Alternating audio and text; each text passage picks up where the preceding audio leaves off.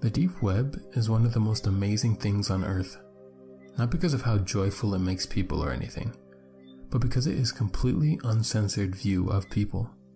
You can speak your mind, buy what you want, do anything you want. When on the deep web, you have complete and total freedom. I had always been fascinated by the deep web, and at the time of this event and this story occurred, I was in college. Lots of people at my campus had really been getting into accessing the deep web. It was almost like a trend. With so many people getting in on it, it seemed perfectly safe for me to give it a try. Now, I had always heard of the deep web, horror stories of hacking, stumbling on disgusting sites, and people even somehow finding your address. These stories were mainly what kept me off of the deep web. But with most of the people at my college using it on a normal basis, I decided to give it a go. I asked a friend to come over and help me set it up. When my friend arrived, we opened up my laptop and began to set everything up. He told me we were using Tor, a program that lets you access deep web. He also asked me if I was planning on doing anything illegal, to which I replied no. He said that since I wasn't, we didn't need to install Tails, which apparently is a software that makes it more secure if you plan on doing illegal things. A little while later, everything was set up. I had my new IP address, and my friend gave me a brief rundown of what to do and what not to do. He made it very clear that when I was using the hidden wiki, that I keep it on censored mode, so that it wouldn't be less likely for me to see something I didn't want to see. After about 2 weeks of using the deep web, I felt like a pro. I had accessed many different sites, spoken with some great people, made friends, even bought some weed. I had become cocky and was ready to dig deeper into the dark web. I turned off the censor mode on the hidden wiki and began to browse the links.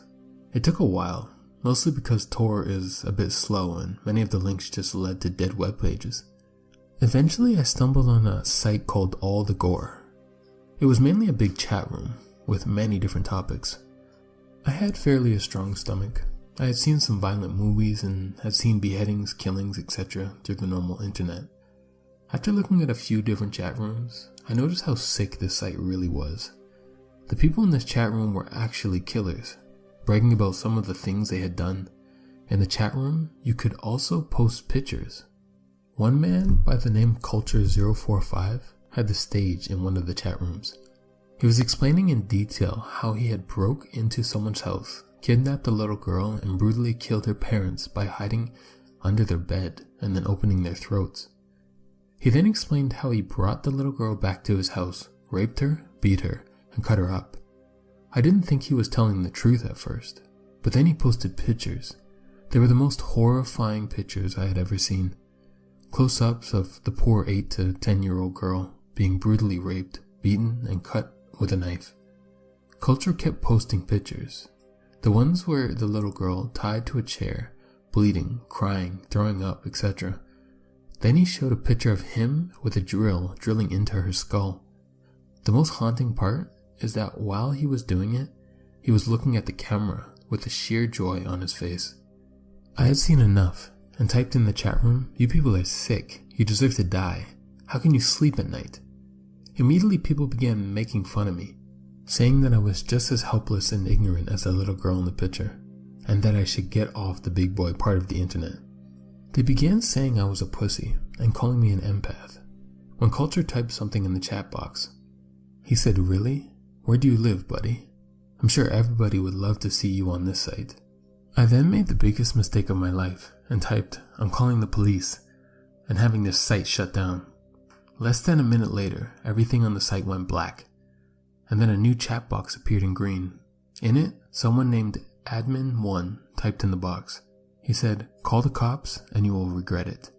I didn't type anything in the box and reached for my cell phone. What happened next haunts me to this day. My phone said I had a message.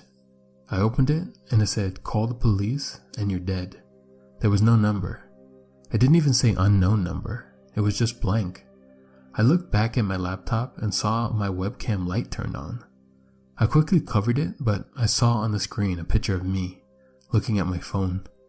I got wide-eyed and froze for a moment. When the admin typed again, "Put the phone down right now and uncover your webcam." I put my phone down but kept the webcam covered. When he typed again, okay then, be like that. Right after, he posted my full name, age, and address in the chat box and typed, "It would be a shame if you and your college buddies went missing, wouldn't it?" he said. I then did as he said and uncovered my webcam. He then told me to follow his instructions on how to make it impossible for me to reach the site again. I followed each and every one. When I finished, I got a text that said, "Now don't ever try to come back." Just like before, he had no number. I still called the police from my friend's phone, but they were never able to find the site. If you ever go on the deep web, don't ever just mindlessly explore, especially if you don't have additional software to keep you more secure. I was a stupid college kid, and I just hope nobody makes the same mistake I did. I moved to a different home and changed all my information, but I still get nightmares to this day. Fast forwarding a few days, and I was still extremely rattled by what had happened. The police tried to track down the website, but since there was no way for them to recover my history, I had originally found this sick site by just randomly clicking links. It seemed pretty hopeless to find it. The police told me to change all my information about myself and to move in with a friend. After changing pretty much all of my information, I decided to move in with my friend David. David was extremely honest, hardworking person. He never went to parties, slacked off, got drunk, high. He was very dedicated to finishing college. In fact, he was one of the few kids I knew at the time who wasn't getting on the deep web regularly. I had told him all about my experience with the deep web, and that's mostly why he agreed to let me stay with him. One night, we were both up studying very late when my phone went off. I looked to see who had texted me and saw that the person sending the message had no number, just like last time. It read, "Check your computer." There was nothing else to it, just one simple instruction. I opened my laptop, and when I did, I noticed that I didn't have control of the mouse. I tried to move it, but the mouse just moved on its own. Someone had remote access to my computer somehow. I never gave anyone remote access before. I tried a whole bunch of keyboard commands, but not a single one worked. I noticed that whoever had control of my laptop was downloading a software. Most likely malware, but there was nothing I could do. I heard my phone go off again, and this time the message read, "Look out your window." I was sitting right by a window. I didn't know which window the guy was referring to, so I looked out the one I was sitting by and saw a man in the parking lot leaning up against a white van. He had a phone in his hand, and when I looked at him, he nodded. My phone went off again. Type in and hold down Shift Alt F5 at the same time to activate the software. I called in David to my room to show him what was going on. He seemed just as nervous as I was, but with the man just outside our window, we didn't want to anger him. David called the police right away and told me that they would be there soon. I didn't activate the software and just sat there. Eventually I got another text, "I'm coming in if you don't do it right now." I didn't know why he or the person in control of my computer couldn't do it, but I didn't dare to ask. At the same time though, I was 99% sure that this program had malware or spyware or something that would be very harmful to my computer, so I refused to activate it. David grabbed a baseball bat just in case the man outside tried to come in. About 5 minutes later, we heard the doorknob turning. It was locked, but we then heard banging on the door. We both freaked out, and I looked out the window again. Sure enough, the man and the van were gone. The banging on the door got more and more violent, until eventually we heard a horrible scratching sound. At least a few more minutes, and then we heard footsteps walking down the hall and eventually fade away. I received another text, "We will be back." That really got to me. When the cops arrived, they told me to look at my front door. I followed them back out of the hallway and saw engraved in my door my name. The police began to investigate the whole building, and they had a tech police officer come in and look at my computer. He began to do scans and investigate the weird software on my laptop. Eventually he managed to close and remove it, and told me that my laptop isn't safe. He said the core files of it had been hacked into, corrupted. We did a complete wipe of my laptop, and he looked at my phone as well. Just like last time, he couldn't tell me where the messages came from, and told me that they would be sure to keep the cops nearby in case anything ever happened again. The next day, I had just got home from school and was very tired. David wasn't home from school yet, so I went into my room and fell into the bed. I had just begun to close my eyes when I heard a rattling sound in my closet. I lifted my head up and didn't hear it again, so I went back to sleep. After a few minutes, the closet door swung open. I leaped out of bed and saw a man with a mask walking over to me. I ran for the door and slammed it behind me. I ran out to the parking lot, started my car, and drove away as fast as I could. By the time the police arrived, the man was of course gone. The apartment surprisingly hadn't been wrecked or anything. We didn't even find anything stolen. He didn't seem to do anything at first. That night, 2 police officers were monitoring everyone who came in and out of the building in order to catch the man. I opened my laptop and noticed that my wallpaper had changed. It was just a bunch of trees, but it had been changed to a sickening photo of a man with a mask. The same mask that I saw on the man who was in my closet, digging a knife into a baby's eye in what looked like a small cabin. I also noticed that all my applications and programs were gone, and I saw the same software as last time, right in the middle. I clicked on it, and it had already been installed, just like last time. It filled the entire screen, and what looked like a live stream was going on. I couldn't exit out, and the live stream was coming from a boy's house. He looked about 13 or 14, and was at his computer.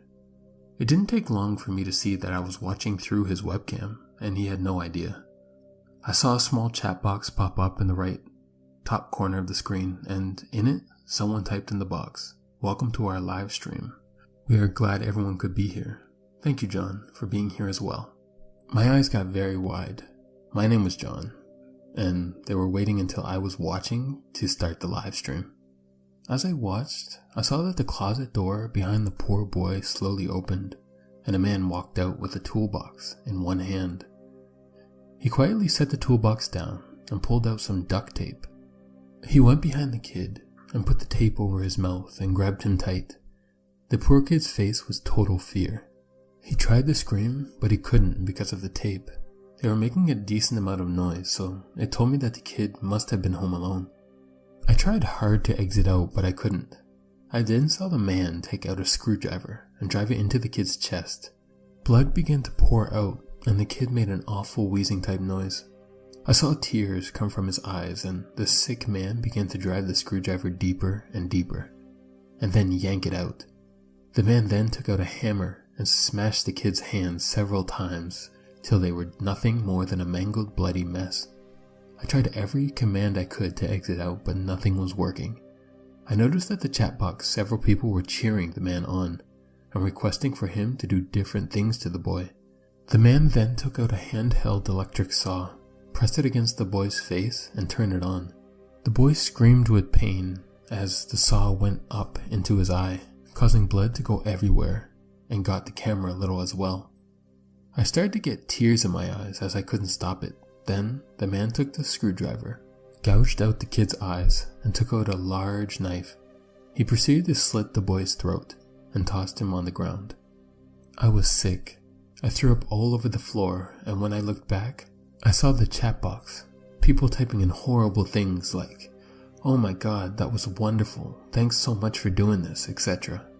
In the box, I saw someone named Culture045 type in the box, "Thanks for watching, John." After that, the program closed on its own, and I was left with the sickening wallpaper. I was sweating, breathing heavy, and feeling sick. Throughout the entire thing, I didn't realize that my phone had gone off several times. I looked at it, and most hateful, mean messages were coming from my friends and family. I asked my mom what was wrong, and she texted back, "You sent that sick, disturbing live stream to everyone. I can't believe who you are. The police have been called." I felt even more sick than before.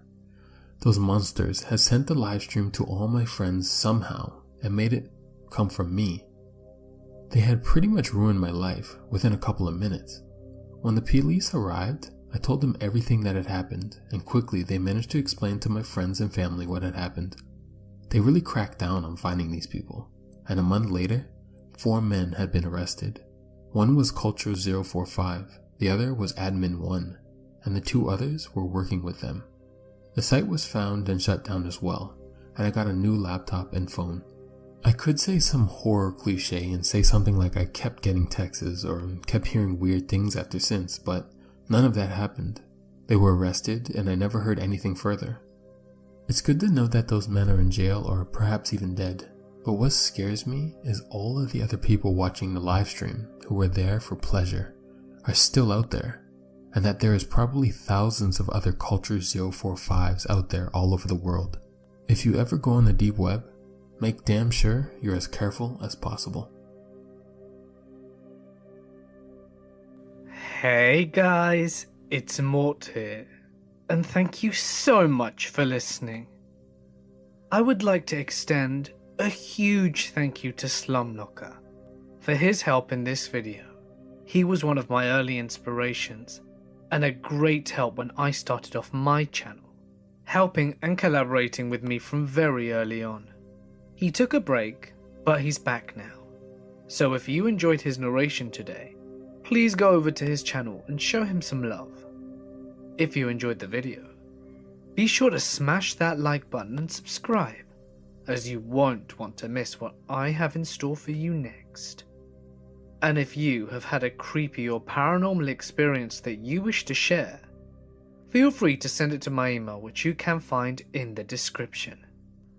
Be sure to follow me on Instagram and Twitter, as I post updates and behind the scenes. But anyway, for now guys, I'm gonna sign off. Stay awesome, and I'll see you in the next one.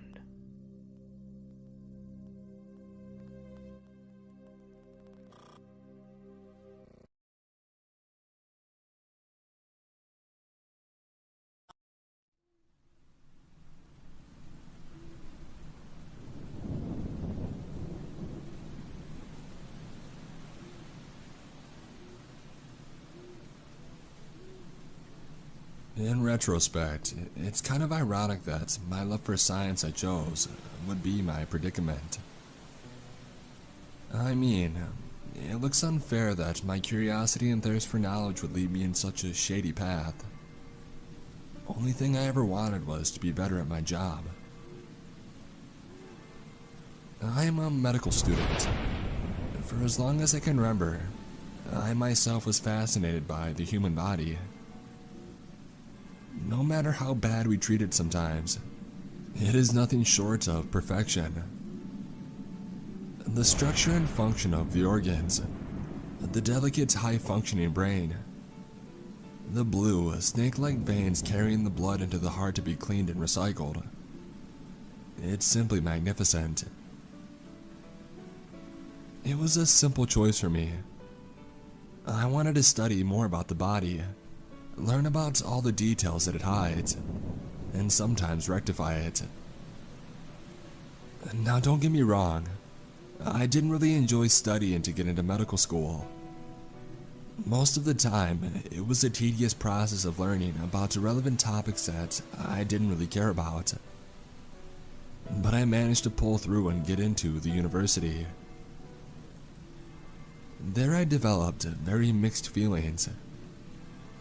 Although some lectures were diving into the secrets of what we were supposed to be learning about, most were simply stuff read from a PDF presentation by a semi-bored professor. The kind of knowledge that you could acquire by reading some science magazines that I had already read. So most of the time, I went to the campus feeling indifferent, secretly hoping that I could get to learn something amazing, like perhaps a new fun fact in the anatomy class. But that was rare. I can't say that I have many friends. Come to think of it, I don't really have any. I'm friendly with all my classmates and peers, but we don't really have anything else in common, other than that we study the same subject. They didn't study the way that I did. Most of them valued the prestige and paycheck that comes with being a doctor. Some truly wanted to help others in times of sickness, but no one wanted to actually learn. Not the way I did. They consumed themselves in parties, drugs, and sex with each other, while I went the extra mile and I studied something more than the given material every night, just to tame my lust for knowledge.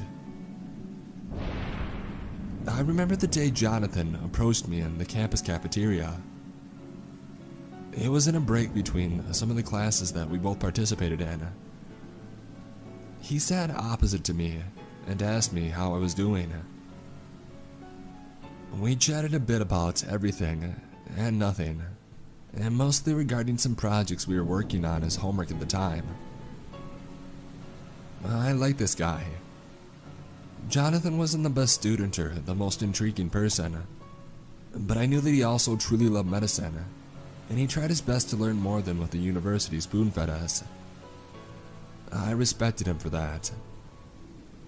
And so it came as a pleasant surprise when he introduced me to a new idea.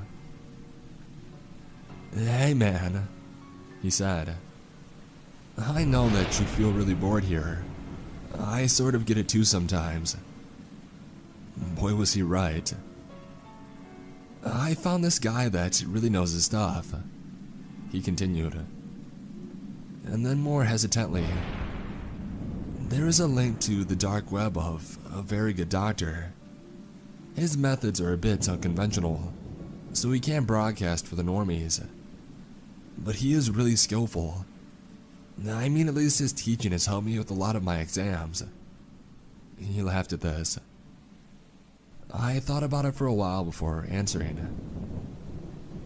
"Sure," I said. "Let's see what this mysterious doctor has to offer." By then, I had read many books and articles already, and I would give anything to see something fresh. Jonathan smiled and gave me a note with the alleged link. "Nice, bro. If you need any help with this dark web thing, just give me a call. My phone number is also on that note. It would be cool to chill out in the doctor's chat room and learn from him." I didn't have to call him.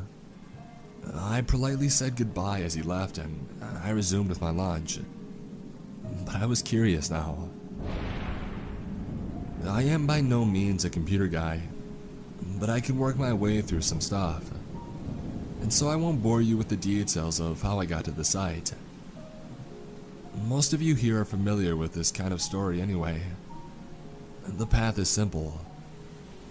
You get the appropriate software to enable you to go into the deep web and then you start searching. You have to be very specific in what you're looking for, otherwise you'll get lost in a mountain of cyberjunk. And specific I was. I got to the link I wanted to relatively fast. It was a site called Anatomy 102.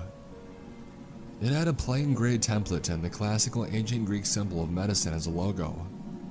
A snake wrapping itself around a rod. Although, it was a little different than the usual one.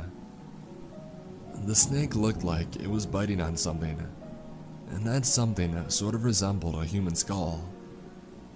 And that looked a little peculiar. There was a camera focused on an empty white room and also a chat room. The chat room had around 50 people active, casually talking about various medical specializations, speculating what they would learn about today. Around 10 minutes later, 2 people appeared in the room, both wearing the typical Operation ROM uniforms, dragging a big table of surgery tools with them. One of them disappeared from the screen, and the other stood in front of the camera still wearing the mask.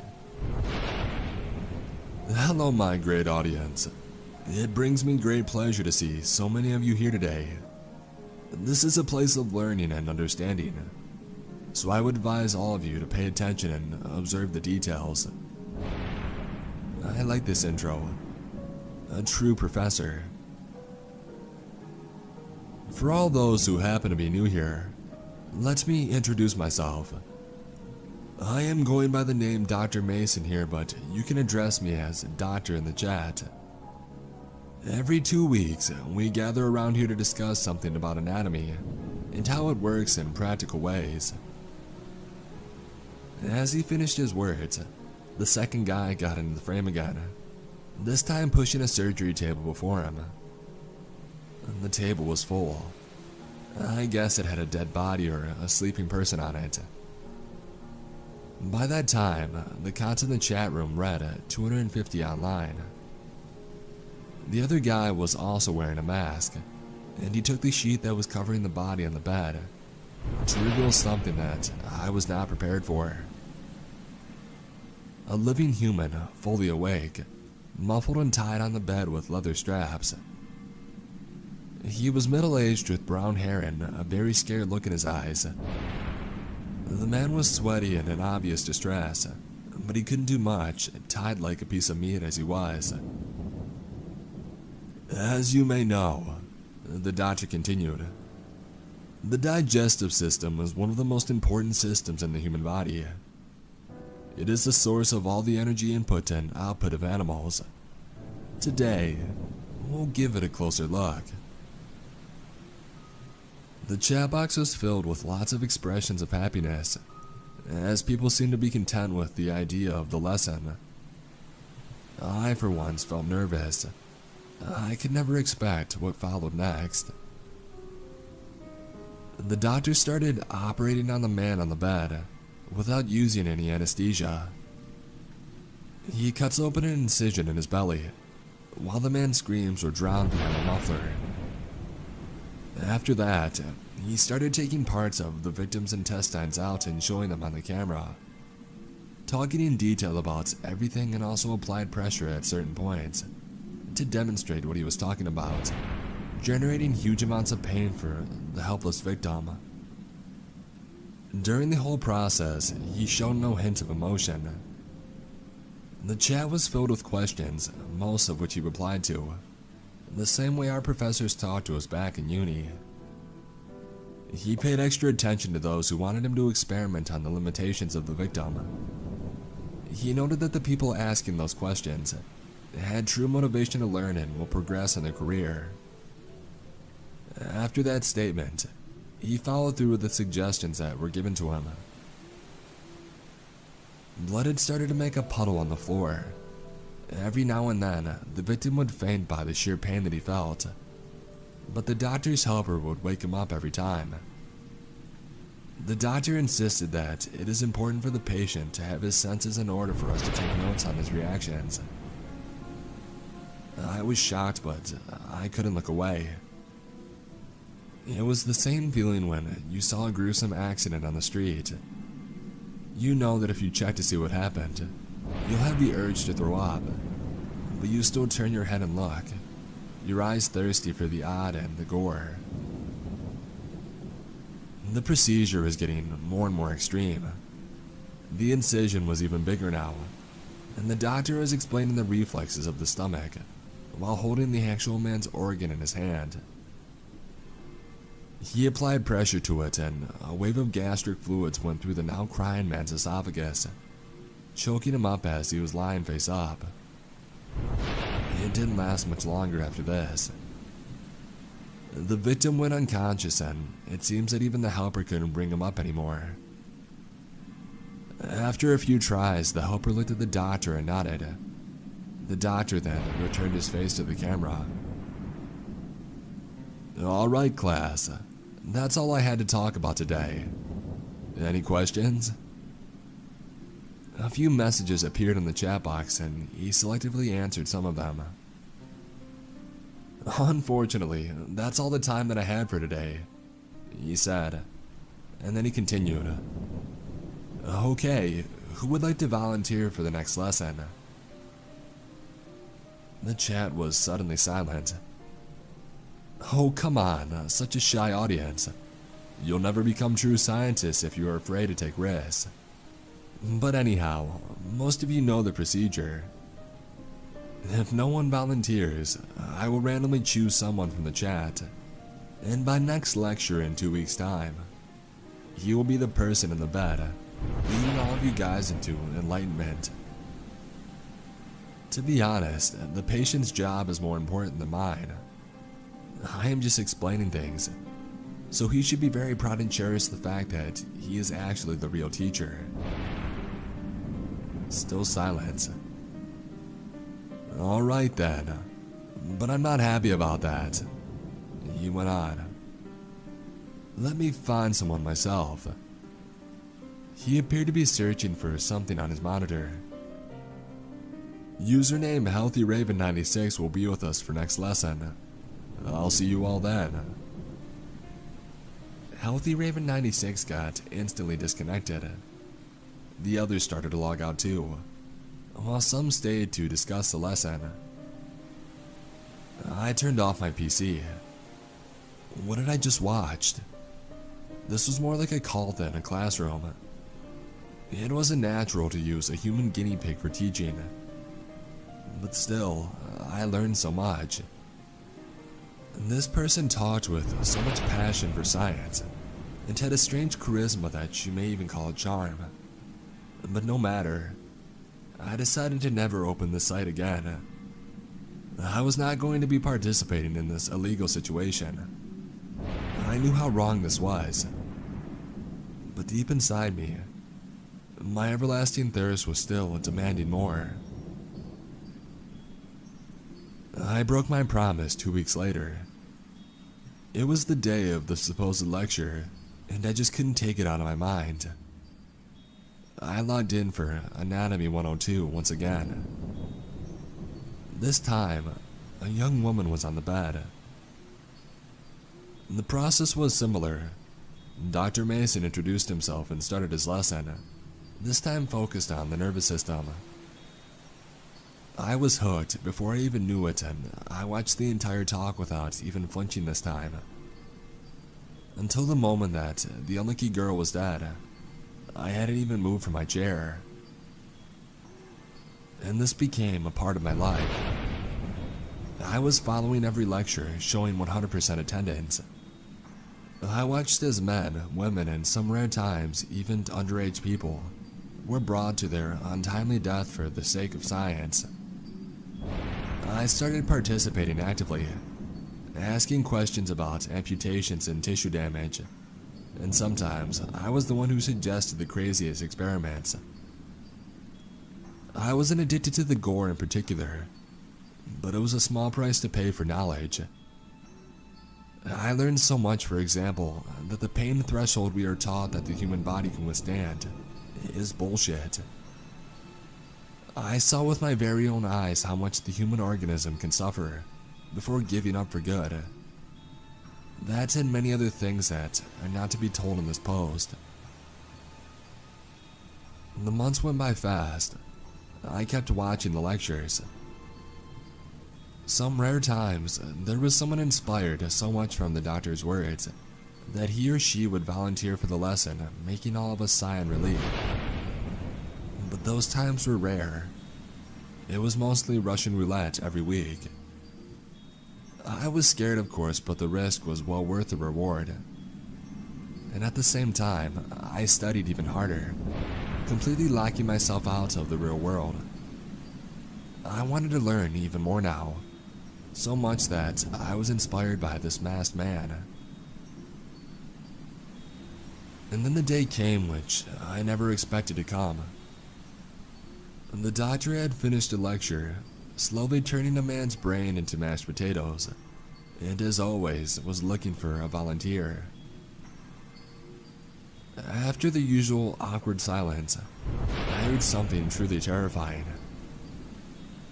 "Okay, students, next to come here with us will be Lotus Eclipse." My username. My stupid username made as a pun of my favorite car. I thought that this might happen, but never actually thought that it would. The chances were always pretty low, and I was enjoying the classes way too much to stop. For the first time since that fateful day that I learned about this damn site, I called the only man that could understand me, Jonathan. He picked up the phone. We talked for a long time, and in the end, we managed to formulate a solution. We spent the rest of the time until the lecture in my house. We were together all the time in order to succeed what we planned. 3 days before the lesson was to happen, we were attacked while we were in the house. I don't know how they found us, but truth be told, the doctor had never failed to locate his forced volunteer. He was with his helper, as I had predicted. Jonathan had a flash earlier this weekend and bought his gas mask as a precaution. I don't know how he foresaw that, but we were prepared for the gas that our stalkers had used that night. I guess that's how the doctor managed to get his victims in the operating room in one piece every time. People perhaps were prepared for an assault, but very few had thought of that. I was lucky to have access to a gun, an heirloom of my early past father, and I managed to shoot the knee of the doctor before he could attack. The helper was not much of this ice-cold man I had thought of when I watched the live streams. He was very willing to help us with whatever we wanted, in exchange for his life. After I had got all the information that I wanted, I put one shot right between his eyes, just to get his annoying whining out of my ears. And here we are today. As I'm typing this, I hear the muffled voice of a man behind me. It was easy to get the codes for the streaming and the doctor's username and password from the crying helper pleading for his life, so that I could continue the job and the idea that he had started. I felt that he had helped me a lot during this time, and it was time for me to help others myself. With Jonathan on my side, we would venture into new experiments which no one had even dared to conduct. We would take science and medicine many steps ahead, through our will to try new things. But it just felt right that I would give Dr. Mason a great gift. He always believed that the man in the bed was doing the greater sacrifice, and I wanted him to have his honor for his last ever appearance in the classroom. His screams and violent shaking on the bed, though, gave a different suggestion. I guess he wasn't such a believer and pioneer as I always thought. But no matter. The time is now for someone new to take his place. Someone with vision, skills, and cunningness. Someone like me to continue his work. And so, friends, I invite you all to join us. We will learn together and find answers to all the questions we still have for the human body, so that in time we can have perfect knowledge of medicine and its practices. Come to the stream and be a part of the class, as we'll examine all that there is to the human organism. And feel free to ask questions if you like. My helper and I will be happy to answer them, or show some real-life examples to help you understand better. And now, if you'll excuse me, the lesson is about to start, and I have planned a very special lecture as a parting gift for Dr. Mason. I will see you all in class.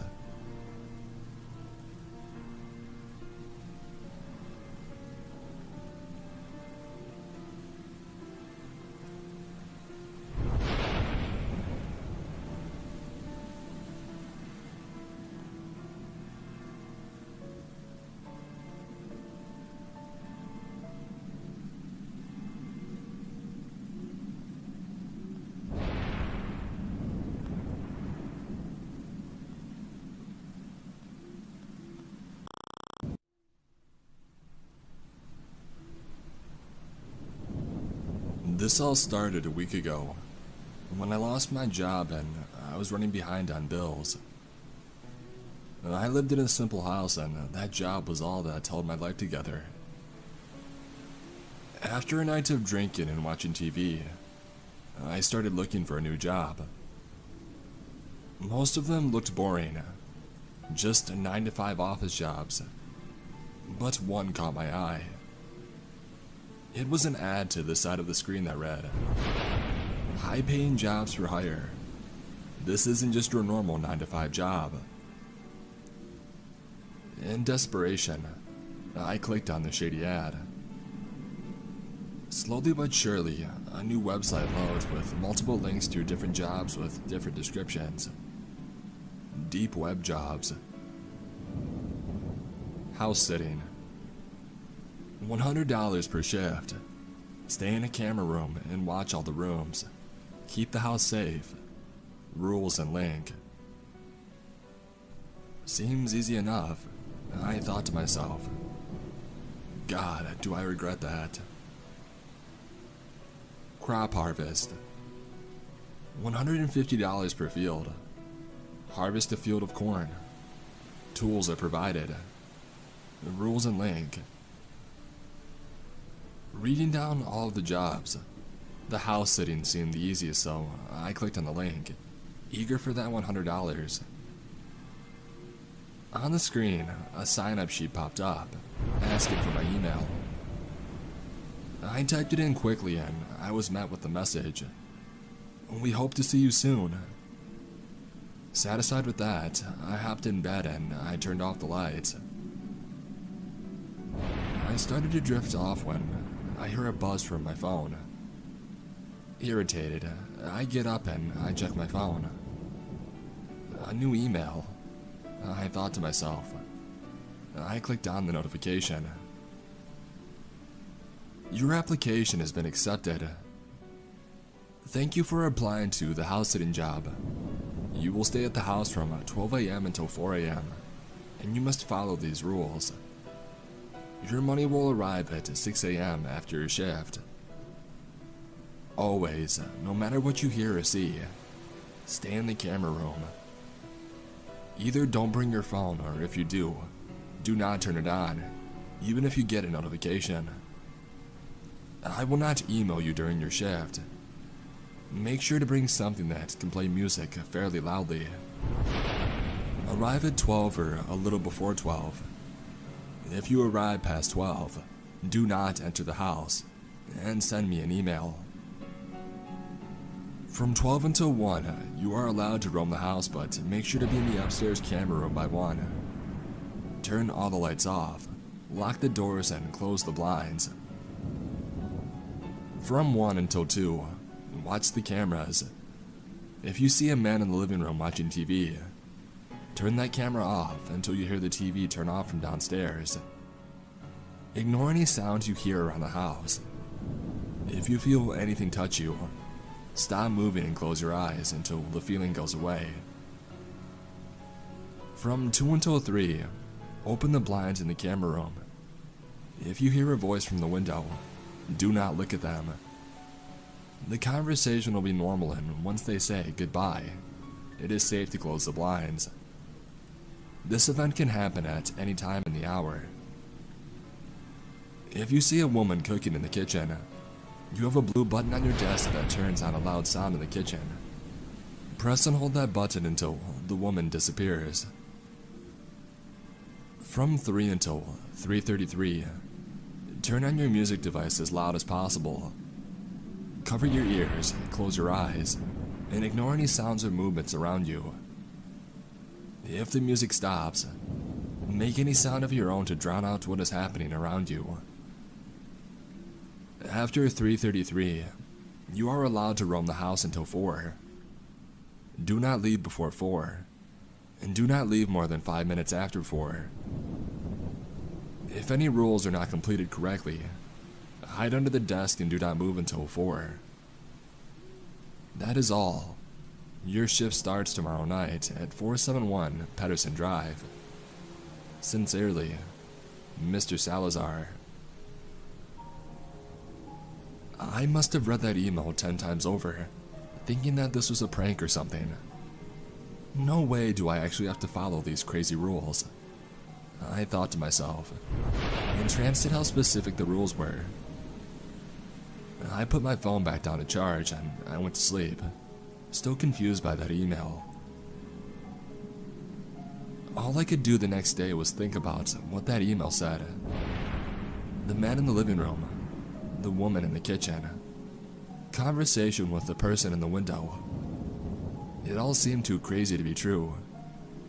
But I couldn't help but find myself 15 minutes before 12, with an old iPod in my pocket, standing at 471 Pedersen Drive. I entered the house. It had a sort of old but still livable vibe to it. The house was dusty, but the kitchen and living room were spotless. I made my way upstairs, and at the end of the long hallway stood the camera room. It was barren and small, with nothing but a chair, a camera monitor, and a couple of windows in it. I sat down in the chair. Man, I hope that this was worth it. It wasn't. Looking at the computer's clock, it read 12:03 a.m. I have 1 hour to look around the house. First, I head back to the living room. I close the blinds, lock the doors, and I turn the lights off. I repeated that for all the rooms, and at 12:56, I was back to the camera room. As soon as it hit 1 a.m., I felt a sudden dread, telling me to get up and leave right now. I turned on all of the cameras, and on the back of my neck, it felt as if a feather was resting on it. I froze. Keep calm, Chris. Keep calm. I closed my eyes as I remembered the rules. It felt like hours, that feather tickling the back of my neck, but I held out, not moving and keeping my eyes closed. The feather went away.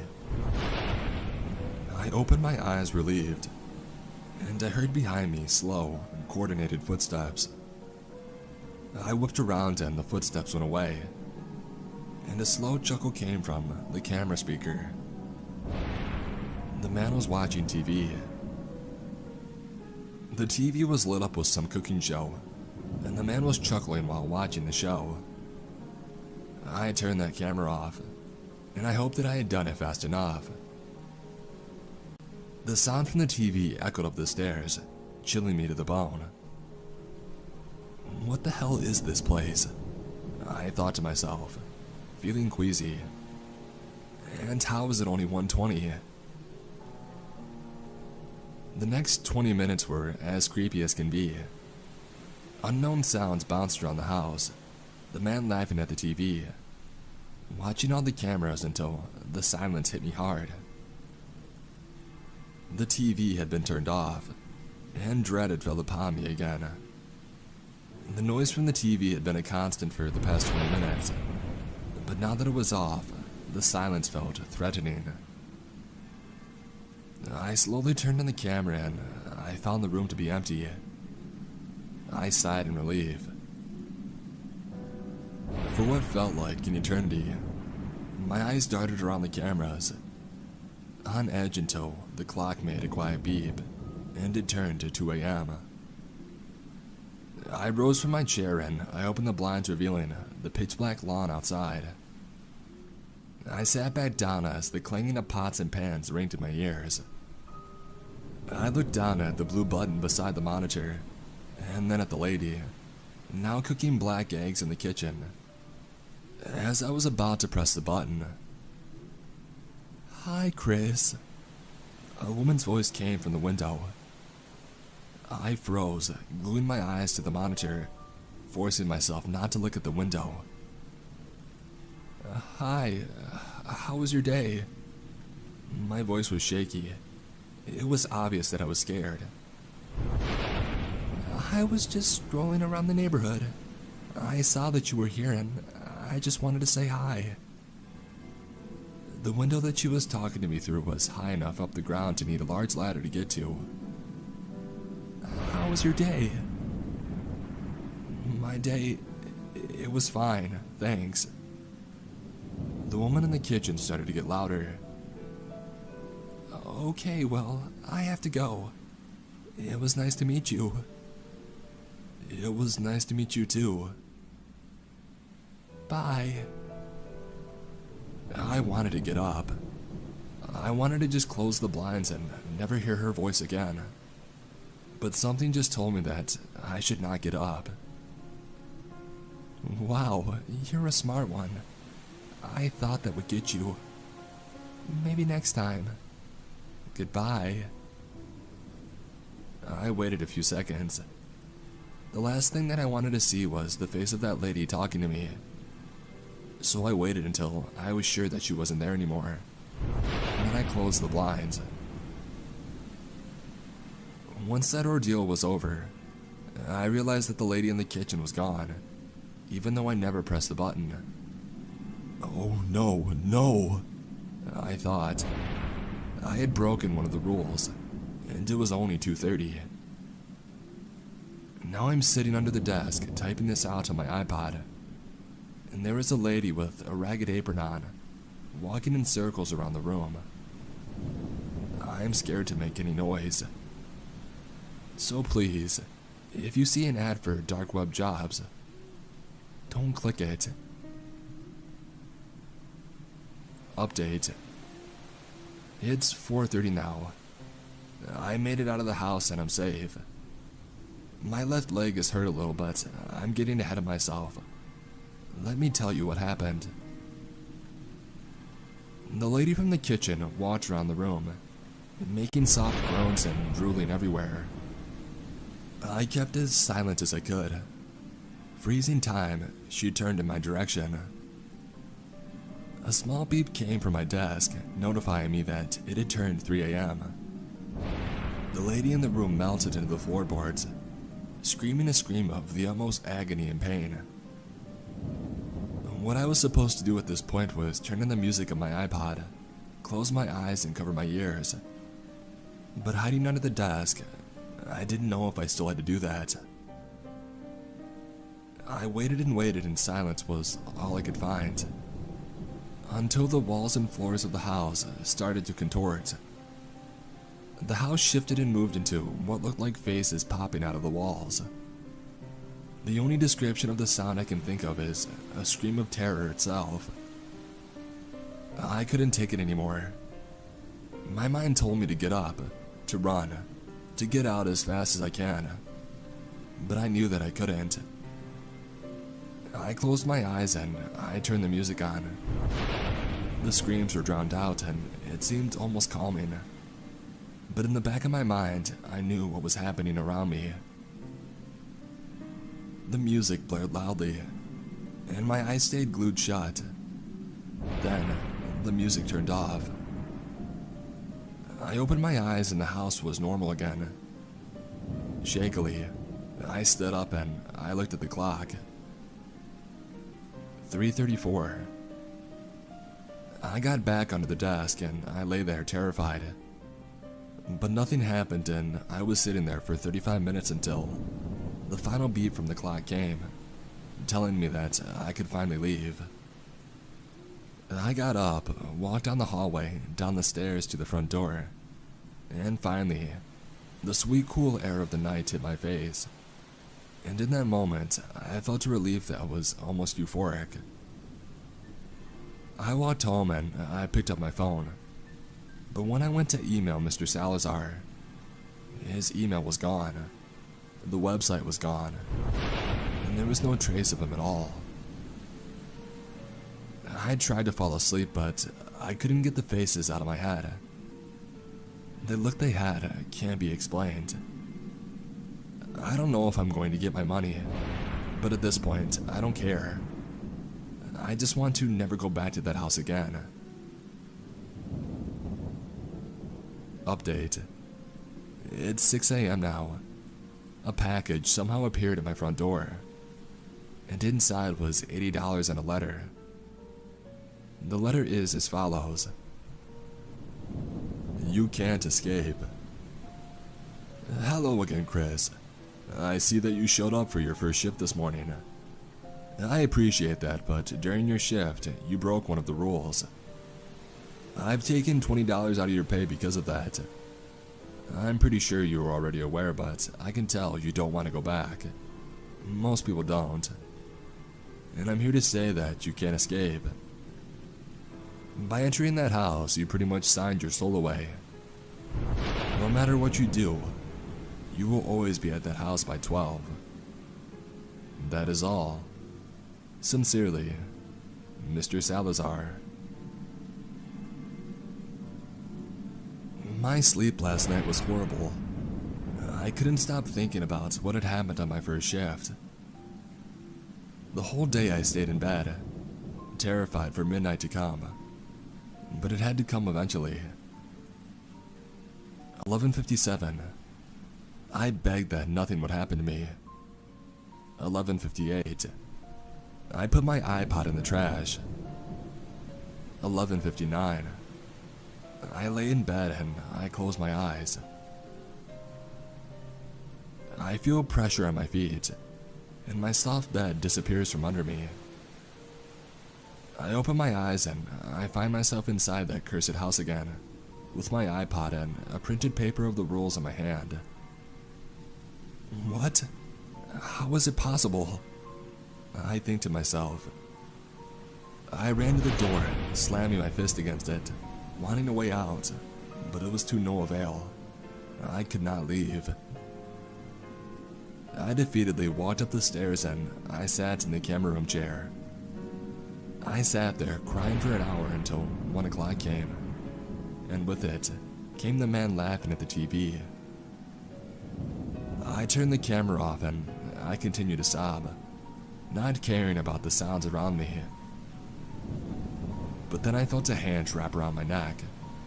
I froze, closed my eyes, and I tried to control myself. The grip closed tighter and tighter until I could barely breathe, and then it finally left me alone. I gasped for air, and I grabbed the printed paper of rules given to me at the start of my shift. I looked at the printed sheet of rules, and at the bottom was a handwritten message from Mr. Salazar himself. Good luck. I looked back up to the cameras and I composed myself. Okay, Chris, you can do this. You've already been here once. Pull it together. I listened, not hearing the TV anymore. I turned the camera on and the clock let out a small beep. It had turned to 2 o'clock. I stood up to open the blinds, but I hesitated. Did I really want to talk to her again? Regardless, I pushed the thought away, and I opened the blinds to be met with a face only insane people would call a woman. It looked as if she hadn't eaten once in her life. Her skin looked like it was airtight to her bones and she had no meat in her body. Her smile was literally ear to ear. Her skin sagged down at least 2 feet, and her eye sockets had large, black bloodshot eyes with tiny, beady yellow pupils. Hello again, Chris. I closed the blinds as quickly as I could and I went to hide under the desk. But the desk is just a block. No space to hide under. I don't know what to do. I hear slow footsteps coming up the stairs. God, the doorknob is turning. The door is locked. Oh, thank God I remembered to lock it. She is screeching from behind the door. She's slamming her hands on it. It's only a matter of time until she breaks the whole door down. What do I do? Hi everybody, my name is Jeremy and recently I got laid off by my horrible boss. And I found a website for deep web jobs and I applied for house sitting. I also recently read Chris's shifts and I think we applied for the same job. Mr. Salazar emailed me something along the same lines. I'll paste his email here. Your application has been accepted. Thank you for applying to the house sitting job. You will stay at the house from 12 a.m. until 4 a.m. and you must follow these rules. Your money will arrive at 6 a.m. after your shift. Always, no matter what you hear or see, stay in the bedroom. Either don't bring your phone or if you do not turn it on even if you get a notification. I will not email you during your shift. Arrive at 12 or a little before 12. If you arrive past 12, do not enter the house and send me an email. From 12 until 1, you are allowed to roam the house, but make sure to be in the upstairs bedroom by 1. Turn all the lights off, lock the doors, and close the blinds. This can happen any time during the night. If you hear loud music from the camera room, put on the hazmat suit that we have provided. Enter the camera room, walk to the security desk. Do not interact with the security guard. and turn off the music from the iPod on the desk. Make sure to do this fairly quickly.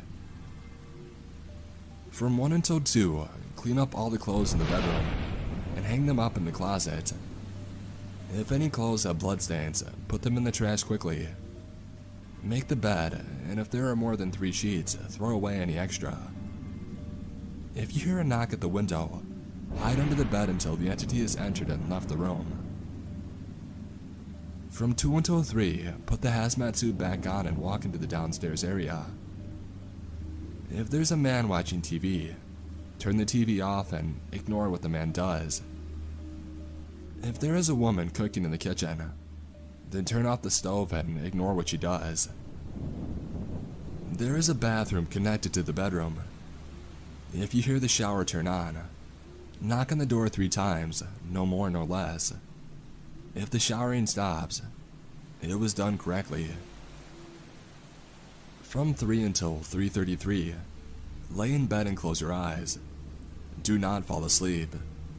Make sure to pull the blankets up to your neck and make sure that they stay there. From 3:34 until 4, your shift is complete and you are allowed to roam the house until 4. Do not leave before 4, and do not leave more than 5 minutes after 4. That is all. Your shift starts tomorrow night at 471 Pedersen Drive. Sincerely, Mr. Salazar. I don't know what this means, but having read Chris's post, I think I'm ready and I can survive. I'm going to type this out after my shift is over. If I survive. I entered the house and I looked around, just as Chris had said. It looked old, but you could live in it just fine. The kitchen and the living room were in pristine condition, and it looked like they were bought yesterday. I walked up the stairs and I walked down the hallway, and I turned right just before the camera room, entering the bedroom. The room had a king-size bed in it, with clothes and bedsheets scattered around the room. There is a door off to the side of the room, which I assumed was the bathroom. The nightstand next to the bed held a small digital clock and a printed paper of the instructions. The clock gave a small beep signaling my time had started. I bent down and I picked up a couple of pieces of clothes, varying from bras to underwear to hats. I hung them up in the closet and I started to get bored, until I found a gray striped shirt with a large crimson stain on it. I immediately threw it in the large garbage can in the corner of the room and I continued with my work. I was picking out the last pieces of clothing, ready to make the bed, when I heard 5 slow, hard knocks on the window across from my bed. My blood ran cold. I dropped the clothing that I was holding, and I crawled through to the small space under the bed. It was silent until the door slammed open, and a woman fitting the description that Chris gave entered the room. "I know you're in here. You can't escape. I'll find you eventually." I held my breath for as long as I could. She started to get angry and slammed her frail hands on the nearest things around her. She screamed in anger, wanting only to trap me in this house. Eventually she left and slammed the door behind her. I got up from under the bed and I quickly collected the sheets and I made the bed, making sure to throw away the extra 2 sheets. Only 2:45? I thought. And then came the loud music from the room next door. I calmly but scaredly put on my hazmat suit and I opened the door. I cautiously stepped out into the hallway, and I saw down the stairs a man watching TV. I opened the door to the camera room slowly, and I saw a man, if you can even call it that, sitting in the chair. He had rotten, dead skin, and he sat with such a hunch that his back was almost at a 90-degree angle. I walked over to the desk and I spotted the iPod. "Keep calm, Chris. Keep calm," the guard repeated to himself. I gave him a look of sympathy as he stared up at me with terrified eyes. I grabbed the iPod and I turned the music off. Chris covered his ears and kept repeating that same phrase. I walked back to the bedroom, just in time for the clock to give a small beep to turn to 2 a.m. Let's be honest, Chris is dead. The house had trapped his soul and it forced him to work there for eternity. The reason I signed up was to find a way to release these trapped souls, and I think that the entity has something to do with all of this. I kept the hazmat suit on and I walked down the stairs. The man was sitting on the couch watching a cooking show on the TV. I walked over and I looked at the man. He had polished hair, combed over to the side like he was a rich person. He had a nice suit, tie, and pants on, but his face looked like it had been rotting for years. The bone was showing in more than 3 places, and I'm pretty sure that I saw a glob of skin fall from his face. His laughs were hoarse and deep, and like he didn't have any vocal cords. I turned the TV off and the man froze mid-laugh, and then melted into the couch seams. I shuddered and I returned to my place upstairs. I entered and took about 10 minutes to take the hazmat suit off, only to be met with the sound of a warm shower. I came closer to the bathroom door, and I put my ear against it. I heard a lady humming lightly. I knocked 3 times. The humming and water stopped immediately after the 3rd knock. It felt unsettling how quickly it became silent. But faint off in the distance, I heard sizzling eggs. I quickly put the hazmat suit on and I rushed down the stairs. The woman was cooking black eggs. She was like the man watching TV. Her apron and hat were pristine, spotless, but her skin was, although in better shape than the man's, rotting. I reached for the oven dial, but I stopped. "Please, please keep it on. Please," the woman repeated with a soft voice. Regardless, I turned the dial to 0. The woman melted and I returned back to the bedroom. I thought this was going to be easy, but now I know what Chris felt. It is insanely scary being inside this house. 2:58, I pull the bedsheets up. 2:59, I get into bed. 3 o'clock, I close my eyes and I get comfortable. The bed is surprisingly soft, and I feel as if I could fall asleep even if a train was running right above me. I thought about everything else I had seen that night, and that scared me awake for a few minutes. But it was a constant struggle to stay awake and conscious. But I knew that I would become like Chris if I fell asleep. Finally, the clock beeped and the bed felt like it became stone, and I climbed out confused. I now had free time to walk around the house until 4. I checked in the camera room and Chris had disappeared. I waited patiently for 4 to come, and when it did, I went home and I started plotting a plan. Like many of you suggested to Chris, tomorrow I'm going to bring a knife and a lighter. I'm going to try to stab the entity, and hopefully I can survive. I'll update you all again tomorrow. Wish me luck. Oh Jesus, the plan did not work as planned. I'm hurt, but I survived. Let me tell you what happened. Just because many of you were asking, I went back during the day, but the house wasn't there. Like many of you proposed, I took with me a bear trap and a large knife. I entered the house and I looked around. It looked the same, and I placed the bear trap right outside the bedroom door. Again, like you guys suggested, I tried unplugging the TV before the man appears. But when I went to pull it out, it was like the cable was a part of the wall. It was completely stuck and I couldn't manage to unplug it. The night started and it went as normal as it could. But while I was in the middle of cleaning up the clothes, I noticed that the bed had no hiding space under it. I had to come up with a new plan on the spot. My plan was, while I was sleeping from 3 to 3:33, and the entity was above me, I would take my knife and stab her. But now it looked like I wouldn't even make it to that. I hear the knocking on the door. The entity signals that it's coming and I panic. Where would I hide? I grab the knife and I crawl to a small space behind the door. I would have to stab her as she came in, or as she was hit by the trap. I hear a step. The entity comes closer. Another. I tighten my grip on the knife. Again. A bead of sweat drips down my face.